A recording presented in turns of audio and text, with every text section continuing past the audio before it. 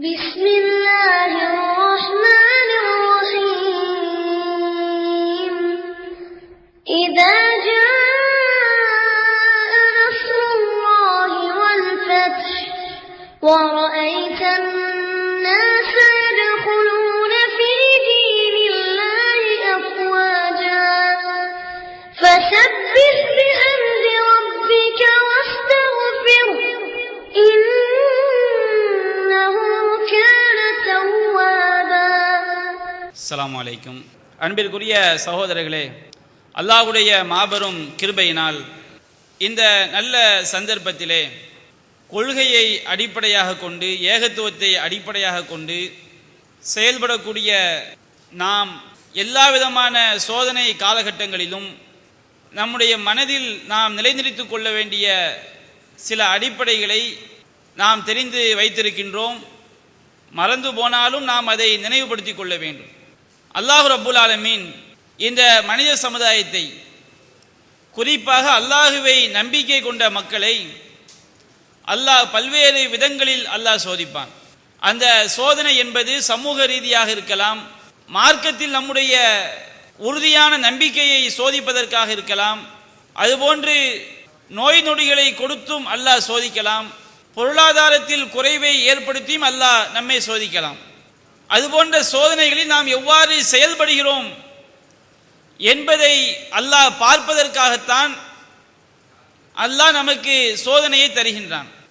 அல்லாஹ் ரப்புல் ஆலமீன் திருமறை குர்ஆனிலே கூறுகின்றான், وَلَنَبْلُوَنَّكُمْ بِشَيْءٍ مِنَ الْخَوْفِ وَالْجُوعِ وَنَقْصٍ مِنَ الْأَمْوَالِ وَالْأَنْفُسِ وَالثَّمَرَاتِ. நாம் உங்களை பயத்தை கொண்டு சோதிப்போம், பசியை கொண்டு நாம் உங்களை சோதிப்போம், செல்வங்களிலும் உயிர்களிலும் இழப்பை ஏற்படுத்தி நாம் உங்களை சோதிப்போம். அதுபோன்று இவ்வாறு பல்வேறு விதங்களில் அல்லாஹ் உங்களை சோதிப்பான். வபஷிரிஸ் சாபிரீன், இந்த சோதனைகளில் பொறுமையாக இருக்கக்கூடியவர்களுக்கு, உறுதியாக இருக்கக்கூடியவர்களுக்கு நற்செய்தி கூறுங்கள் என்று அல்லாஹ் கூறுகின்றான். பொறுமையாளர்கள் என்றால் யார்? அதை அல்லாஹ் தெளிவுபடுத்துகின்றான். அல்லதீன இதா அஸாபத்துஹும் முஸீபா காலு இன்னா லில்லாஹி வ இன்னா இலைஹி ராஜிஊன்.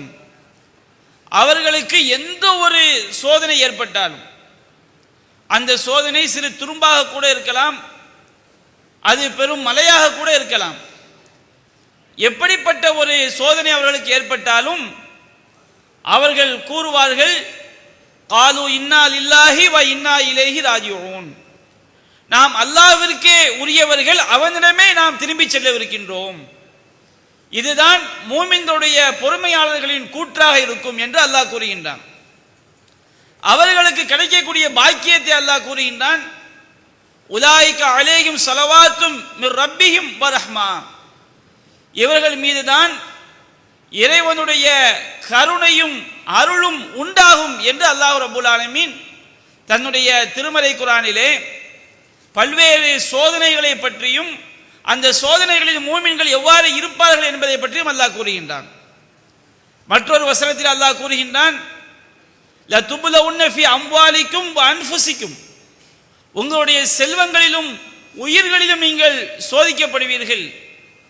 வல தஸ்மஉன்ன மினல்லதீன ஊத்துல் கிதாப மின் கப்லிக்கும் வ மினல்லதீன அஷ்ரகு அதன் கஸீரா. உங்களுக்கு முன்பாக வேதம் கொடுக்கப்பட்ட யூத நசாராக்களிடமிருந்தும், அதுபோன்று வ மினல்லதீன அஷ்ரகு இணை வைப்பு கொள்கையில் உள்ளவர்களிடமிருந்தும் ஏராளமான துன்பங்களை நீங்கள் செவியேற்பீர்கள் என்று அல்லாஹ் ரப்புல் ஆலமீன் திருமறை குர்ஆனிலே அல்லாஹ் நம்முடைய செல்வங்களின் மூலம் நம்மை சோதிப்பான், உயிர்களின் மூலம் அல்லாஹ் சோதிப்பான், இணை வைப்பாளர்களிடமிருந்தும் வேதம் கொடுக்கப்பட்ட மக்களிடமிருந்தும் பல்வேறு நோவினை தரக்கூடிய, துன்பம் தரக்கூடிய செய்திகளின் மூலம் அல்லாஹ் நம்மை சோதிப்பான். அதுபோன்ற சோதனைகளில் நீங்கள் உறுதியாக இருக்க வேண்டும் என்று அல்லாஹ் கூறுகின்றான். அதுபோன்ற அந்த சோதனைகளில் ஒன்றுதான் நாம் சந்தித்த இந்த கொரோனா என்கின்ற அந்த நோய். அதுபோன்று அதனால் ஏற்பட்ட நெருக்கடிகள், சமூக ஊரடங்கினால் ஏழைகள் சந்தித்த துன்பங்கள், ஏழைகள் சந்தித்த துயரங்கள், இன்னும் எல்லா மக்களும் பட்ட கஷ்டங்கள், இவற்றையெல்லாம் பல்வேறு துன்பங்களை துயரங்களை கடந்து இன்றைக்கு நாம் வந்திருக்கின்றோம். இந்த நேரத்தில் தான் இந்த ஏகத்துவ கொள்கையினுடைய சிறப்பை நாம் சற்று சிந்திக்க கடமைப்பட்டிருக்கின்றோம். இந்த கொரோனா நோய், இந்த காய்ச்சல் பரவுகிறது, மக்கள் எல்லாம் விழிப்போடு இருக்க வேண்டும் என்ற அந்த செய்தி அரசாங்கத்தின் மூலமாக மக்களுக்கு தெரிவிக்கப்பட்ட காலகட்டத்திலே மனித நேயம் குழி தோண்டி புதைக்கப்பட்டதை பல்வேறு செய்திகளில் நாம் பார்த்தோம். கட்டிய மனைவி கணவனை நெருங்குவதற்கு அவள் அஞ்சினாள், கல் நெஞ்சக்காரியாக மாறினாள். இப்படி பல்வேறு செய்திகள் எல்லாம் பத்திரிகையில் பார்த்ததுதான், வீடியோவோட வெளியிட்டு இருந்தாங்க. மதுரையை சார்ந்த ஒருவர் கேரளாவில் என்ன செஞ்சிருந்தாரு, திருமணம் முடித்திருந்தார். இந்த கோவிட்-19 காலகட்டத்தில் அமெரிக்காவிலிருந்து அவர் திரும்பி வந்து பல மணி நேரம் அவர் கட்டிய வீட்டில் அவருடைய மனைவி இருக்கின்றார். இவர் சம்பாதித்த வீடு, இவருடைய காரு எல்லாமே இவருக்கு சொந்தமானது. பல மணி நேரம் அந்த கேட்டுக்கு முன்னாடி நின்று நான் காரை மட்டுமா எடுத்துட்டு போயிடும் கெஞ்சிறாரு. அந்த மனைவி வாசலை திறந்தாளா? பல மணி நேரம் போராடி அந்த கட்டிய கணவன் என்று கூட பாராமல் ஒரு சுயநலவாதியாக மனைவியை கூட இந்த நோய் தொற்று அச்சம் மாற்றியிருந்ததை பார்க்கின்றோம். எவ்வளவு பெரிய டாக்டர்கள் மக்களுக்காக சேவை செய்தார்கள். அந்த சேவை செய்த மருத்துவர்கள் அவர்கள் அந்த நோயினால் மரணிக்கும் பொழுது அவர்களுக்கு அடக்கம் செய்வதற்கு அடக்க ஸ்தலம் கிடையாது, சுடுகாடு கிடையாது என்று அவருடைய இறந்த உடல் அலக்களிக்கப்பட்ட செய்திகளை எல்லாம் பார்க்கின்றோம். மதுரையில் கூட இன்னொரு சம்பவம், லேசா இருமல் வந்திருக்கு. அந்த வீட்டை சுற்றி இருந்தவங்க எல்லாரும் இரவோடு இரவாக அவரை ஒரு லாரியில் ஏற்றி விட்டு ஆஸ்பத்திரியில் கொண்டு வந்து அட்மிட் பண்றாங்க. எல்லாரும் அவரை போட்டோ எடுத்து செய்யறாங்க, அதை யூடியூப்களில் ஃபேஸ்புக்கில் பரப்புறாங்க, இவருக்கு கொரோனா இவருக்கு கொரோனா என்று. ஆனால் அவருக்கு எந்த நோயுமே கிடையாது. இப்படி மனித உள்ளங்கள் எல்லாம் அவர்கள் சுயநலமிகளாக மனித நேயத்தை குழி தோண்டி புதைக்கக்கூடியவர்களாக மாறிவிட்ட ஒரு சூழலை நாம் பார்த்தோம். பல இடங்கள் நல்ல மக்களும் இருந்தார்கள். ஆனால் ஒரு ஊர்ல ஆஸ்பத்திரியில் இடம் இல்லாமல் ஒரு ஊரில் ஒரு குறிப்பிட்ட இடத்தில் அவர்களுக்காக மருத்துவமனையை அமைக்கலாம் என்று வரும் பொழுது ஒட்டுமொத்த ஊரும் சேர்ந்து எதிர்ப்பு. அது எப்படி எங்க ஊர்ல கொண்டு வந்து வைத்தால் ஊருக்கு வெளியே தான், எங்களுக்கு அந்த நோய் வந்து விடாதா என்றெல்லாம் மனித நேயம் சாகடிக்கப்பட்ட ஒரு சூழலை பார்த்தோம். இந்த நேரத்தில் தான் இந்த இஸ்லாம், இந்த சத்திய கொள்கை நம்முடைய முஸ்லிம்களை எவ்வாறு பக்குவப்படுத்தியது, நாம் எவ்வாறு நடந்து கொண்டோம், அதற்குரிய காரணம் என்பதையும் நாம் இந்த நேரத்திலே நம்முடைய மனக்கண் முன் கொண்டு வர கடமைப்பட்டிருக்கின்றோம். ஒவ்வொரு ஊரிலும் நம்முடைய ஜமாத்தின் சார்பாக அனைத்து மக்கள், இஸ்லாமிய மக்களும் அவர்கள் தங்களால் இயன்ற உதவிகளை வசூல் செய்து ஏழைகளுக்கு கொண்டு போய் சேர்த்த ஒரு காட்சியை பார்க்கிறோம். உணவில்லாத மக்களுக்கு உணவளித்த காட்சியை பார்க்கிறோம். அடக்கம் செய்வதற்கு கைவிடப்பட்ட ஜனாசாக்களை கூட அடக்கம் செய்யக்கூடிய ஒரு மனித நேயமிக்க சமூகமாக நம்முடைய சமூகம் திகழ்ந்தது, நம்முடைய ஜமாத் திகழ்ந்தது. இதற்கு என்ன காரணம்? இங்குதான் நம்முடைய மனதில் நாம் ஆழ பதிய வைத்துக் கொள்ள வேண்டும். ஒவ்வொரு சோதனையும் அல்லாஹ்விடமிருந்து நமக்கு ஏற்படுகிறது. குல்ல யுசீபனா இல்லாமா கதபல்லாஹு லனா ஹுவ மௌலானா.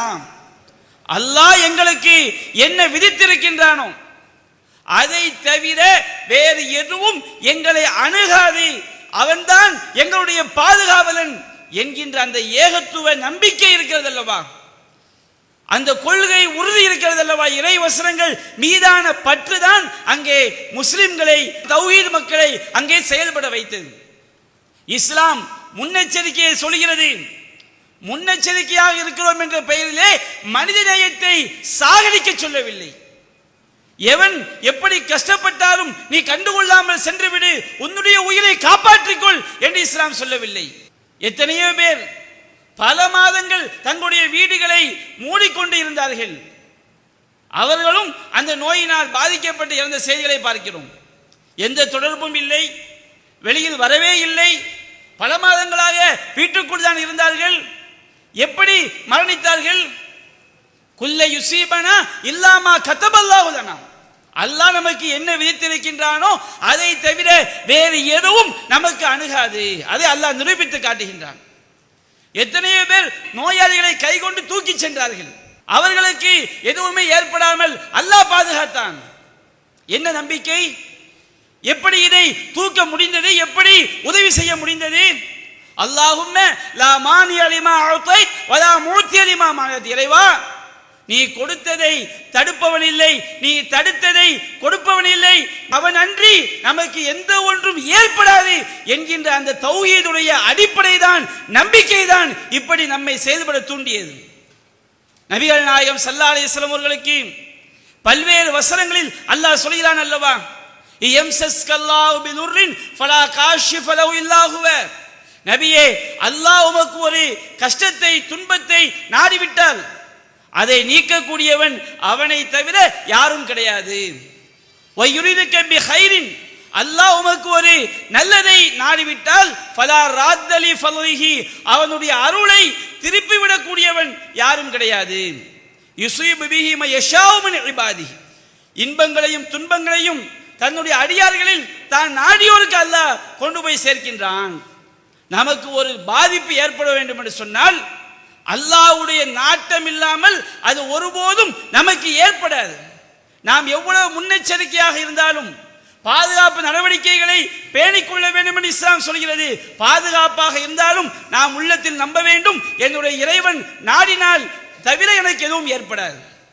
சிரமத்தில் வாடக்கூடியவனுக்கு உதவி செய்ய வேண்டிய நிர்பந்த சூழல் ஏற்படும் பொழுது என்னுடைய இறைவன் நாடினால் தவிர எனக்கு எதுவும் ஏற்படாது. அவன் பாதிப்பிலே இருக்கின்றான், அவனுக்கு நான் உதவி செய்கிறேன், என்னுடைய இறைவன் காப்பாற்றுவான் என்ற நிர்பந்த சூழலில் அவனை செயல்பட வைப்பதும் இந்த இறை நம்பிக்கை தான், இந்த ஏகத்துவ கொள்கை தான், இந்த சத்திய வசனங்கள் தான், இந்த நம்பிக்கை தான் முஸ்லிம்களுடைய உள்ளங்களிலே ஊட்டப்பட்ட காரணத்தினால் இந்த சமுதாயம் ஓரளவு மிக சிறப்பான முறையிலே மனித நேயத்தை நம்முடைய சமூகம் கடைபிடித்தது.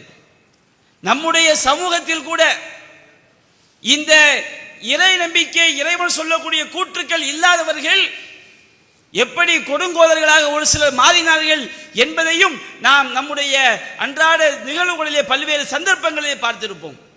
இது இந்த ஏகத்துவ கொள்கை நமக்கு செய்த மிகப்பெரிய அருட்கொடை. நபிகள் நாயகம் ஸல்லல்லாஹு அலைஹி வஸல்லம் அவர்கள் நோய்களை பற்றி சொன்ன ஒரு சில வார்த்தைகளை நம்முடைய மனதில் நாம் எப்போதும் பதிய வைத்துக் கொள்ள வேண்டும். நபிகள் நாயகம் ஸல்லல்லாஹு அலைஹி வஸல்லம் அவர்கள் ஒரு சஹாபி பெண்ணுக்கு காய்ச்சலால் பாதிக்கப்பட்டிருக்கும் போது நலம் விசாரிப்பதற்காக செல்கிறார்கள். அந்த அம்மா அந்த காய்ச்சலை திட்டுகிறார்கள். அப்ப நபிகள் நாயகம் ஸல்லல்லாஹு அலைஹி வஸல்லம் சொன்னார்கள், நீங்களா தசுப்பி அல் ஹும்மா, காய்ச்சலை நீங்கள் திட்டாதீர்கள். ஃபைன்னஹா தத்ஹிபுல் ஹதாயா பனி ஆதம் கமா யுத்ஹிபுல் கீரு ஹபஸல் ஹதீத். இந்த காய்ச்சல் என்பது எப்படி உலை தீ நெருப்பானது இரும்பின் அந்த துருவையெல்லாம் நீக்கி விடுகிறதோ, இரும்பை நெருப்பில் காட்டும் பொழுது அந்த துருவெல்லாம் எப்படி அது நீங்கி போய் விடுகிறதோ, அதுபோன்று மனிதர்களுடைய பாவங்களை இந்த காய்ச்சல் போக்கி விடுகிறது. காய்ச்சல் என்பது அல்லாஹ்வுடைய கருணை, உங்கள் பாவங்களை அழிப்பதற்குரிய இறைவனுடைய அருளில் ஒன்று என்று நபிகள் நாயகம் சொன்னார்கள்.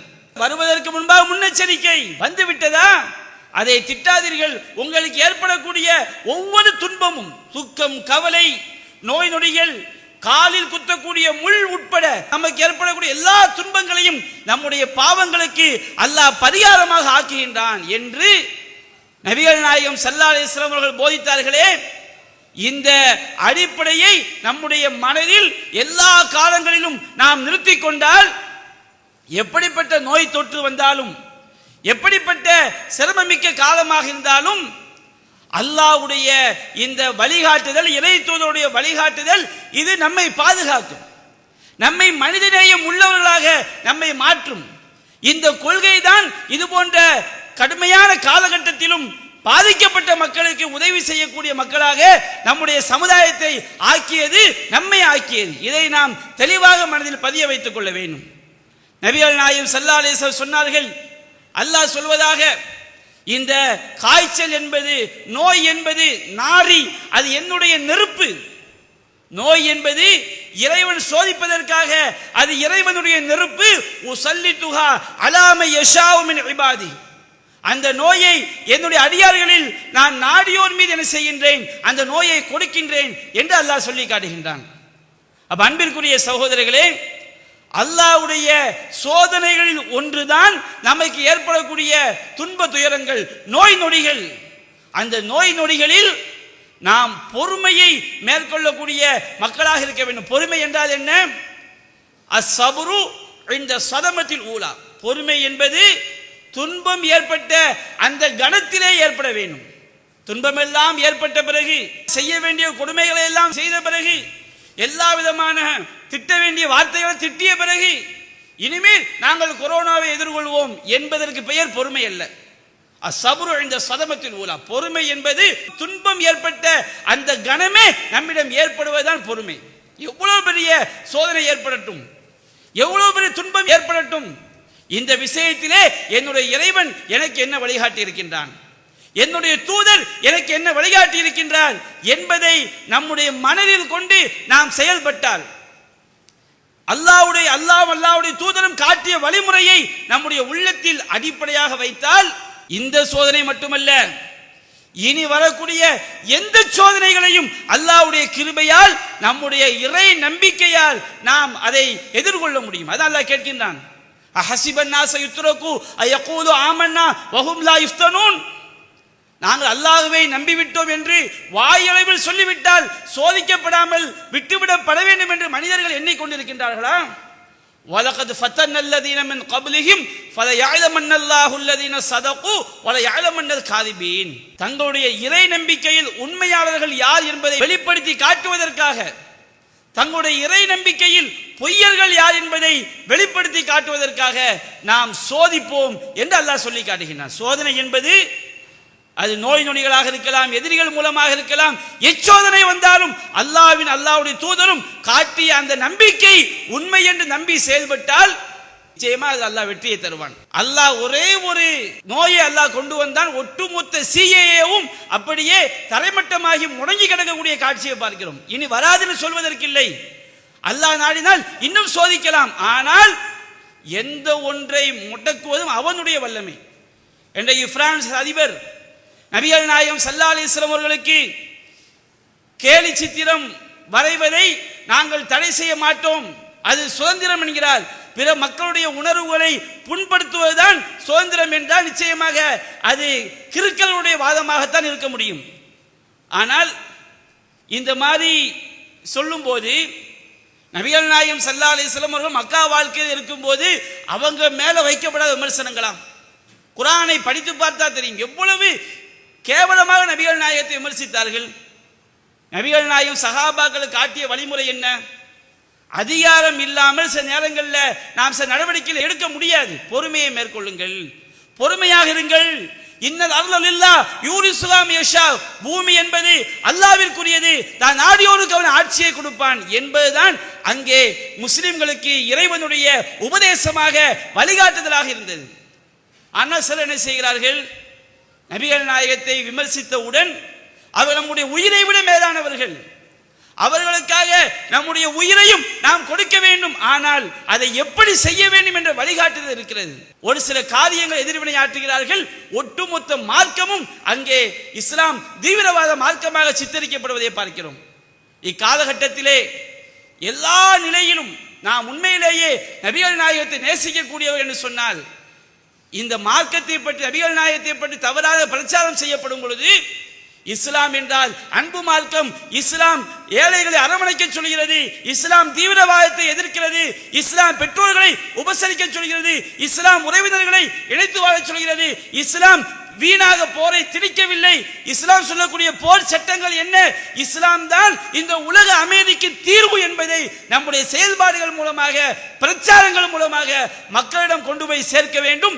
அதில்தான் இந்த அசத்தியவாதிகளுக்கு, இஸ்லாத்தை விமர்சிக்க நினைப்பவர்களுக்கு பதிலடி இருக்கிறது. எனவே இஸ்லாம் என்பது அது அமைதியை நோக்கி அழைக்கக்கூடிய மார்க்கம், மற்றவர்கள் தவறாக சித்தரிப்பதை போல இஸ்லாம் ஒருபோதும் இந்த மனித குலத்திற்கு தீங்கை விளைவிக்காது என்பதை எடுத்துச் சொல்லக்கூடிய நன்மக்களாக நாம் மாற வேண்டும்.